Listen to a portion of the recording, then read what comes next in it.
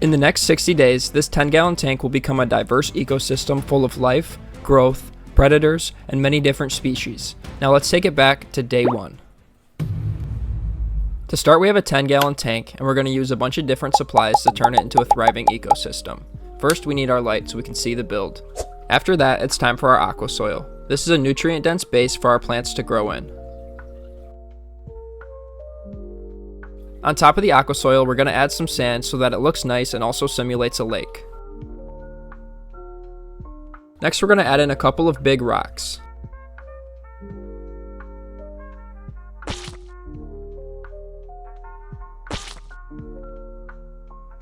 I think these look super clean, but something's still missing. Driftwood. I wanted this to look like a fallen down tree, so I'm going to glue it right in the middle of the 2 rocks. Don't worry, this super glue is safe for fish, shrimp, and everything else.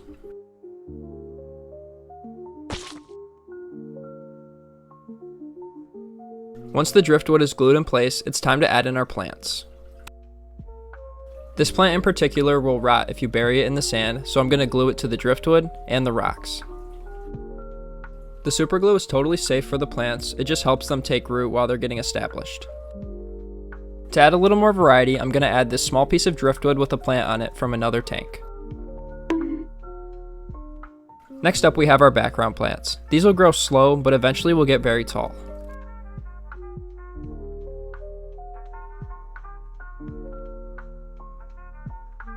Last but not least, our foreground plants. I'm going to add these right in the front to give our tank a little more depth. Now that the tank is all scaped, I think it looks very good and it's one of my favorite builds I've done so far. Now let's add in some water.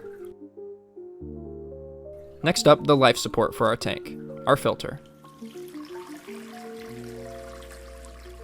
To jumpstart this ecosystem, I'm going to add a little bit of plant fertilizer, nitrifying bacteria, and a heater. Now, we wait. On day 7, the tank is super clear, but we have an issue, biofilm. This stuff grows super fast all over the driftwood, and we need something to clean it up. I decided to add in a few pest snails. These things are super hardy and can handle a wide variety of water conditions while the tank is still cycling. Immediately, some of the pest snails start to wrestle, while the other ones make a break for the driftwood. Right away, they're met with an endless supply of food. If you look a little closer, you'll see tiny little bug-like things swimming around. These are called microfauna, and they also help break down waste and clean up the tank, although I have no idea how they got here. On day 15, we get a package in the mail, and it's perfect timing because our tank is now fully cycled and ready for the rest of our cleanup crew. Here we've got some neon yellow shrimp. These guys traveled a few hundred miles to get to their new home, and they're actually a lot larger than I expected them to be, but that's okay. We also got 5 of the smallest catfish in the world, the pygmy Corydoras. After acclimation, it's time to add in the shrimp. Most of them swim off immediately into the tank, but one of them holds on for dear life. This is the biggest shrimp I've ever seen, so we'll name her Big Bertha. Next to go in are the Corys. These guys are super fired up and are ready to get into their new home. The Corys lay at the bottom, probably due to stress from transporting them to a new tank. So naturally, the shrimp use them as an obstacle to do tricks over.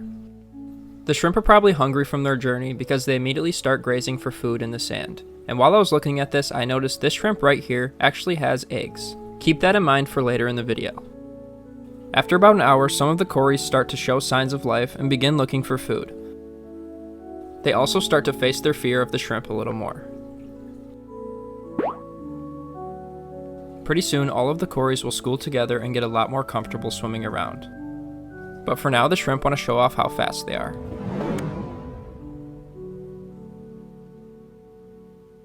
All throughout the tank, the shrimp are cleaning up the biofilm and the algae.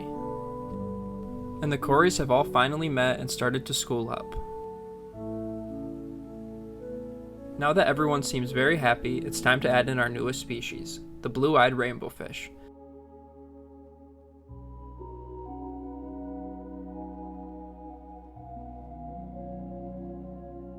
These guys are no exception. Immediately they start out very shy, but eventually start darting around the tank and making friends. I tossed in a piece of food to see if they were hungry, and they were.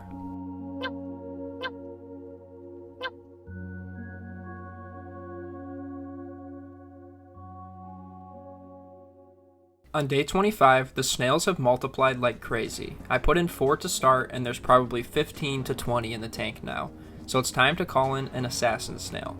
These guys eat 1 to 2 snails a day, and will keep the population in check. I sped up the footage of the snail, because I figured you guys probably don't want to watch this.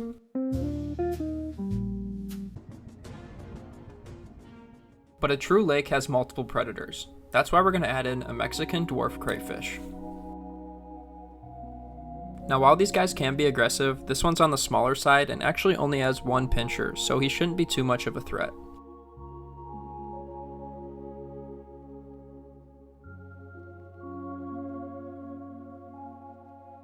Immediately after adding him into the tank, he starts roaming around and looking for his home. He stumbles upon a cave that seems a little too small for his liking, so he moves on to the next.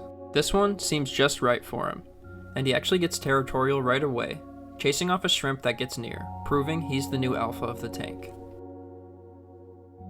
After a little bit of roaming around, he finds a shrimp molt and starts to eat it. But as I was filming that, I realized there was a little guy moving around in the distance. This is a shrimplet. He must have came from that pregnant shrimp earlier in the video. This baby is definitely camera shy though, as he gets off screen as fast as possible. On day 30, our predators are hungry, and snails are what's on the menu. The crayfish here tries to take down a little snail, but has no luck because he can't get his claws in the shell. Unfortunately, this little guy isn't as lucky, as the assassin snail turns him into a morning snack. The crayfish gets angry and tries to turn the assassin snail into a snack, but can't get through the hard shell either. Once again, failing. If you were just sad for our little snail that was eaten, don't be. I guess the snails in this tank are resilient and put up a fight when it comes down to life or death. Maybe someday that baby snail will grow old enough to have moss on its shell, just like this one. At the end of day 30, the tank elders all meet up and try to figure out why you aren't subscribed yet. I'm super happy with how this build turned out, and I love the variety of creatures that are in this ecosystem. Thanks so much for watching, and if you enjoyed this, please hit that subscribe button so you don't miss any future builds. I'd love to hear from you in the comments what your favorite part of this tank is, or if you have any ideas for my next project. And if you want to set up something similar, I've listed everything I used with links right down in the description so you can check it out for yourself. Thanks for watching and have a great day.